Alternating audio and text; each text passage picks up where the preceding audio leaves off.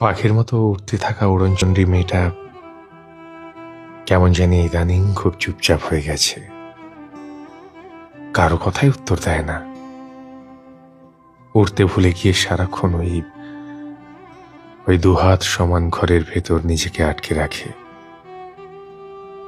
মেয়েটা তার রুমের জানালাগুলো খোলে না বহুদিন। হয়তো ছিটকিনিতে মরচে ধরেছে ওরই মতো নজর। আজকালও আর চুল বাঁধে না, মুখ মোছে না, কাজল দেয় না চোখে, ফুল গোজে না কানে।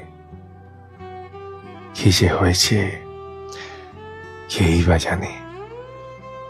কেউ জানে না, কেউ নেয় না খোঁজ। কেউ থুতনিতে হাত দিয়ে জিজ্ঞেস করে না, মেয়ে কি হয়েছে তোর? এবার তো বন্ধ কর নিজের উপর অত্যাচার। দেখ, আমি আছি তোর পাশে। তাই হয়তো মেয়েটারও আর ভালো থাকা হয় না। এরপর অন্ধকারে তলিয়ে যায় অযত্নে, অবহেলায়, অভিমানে তলিয়ে যায়।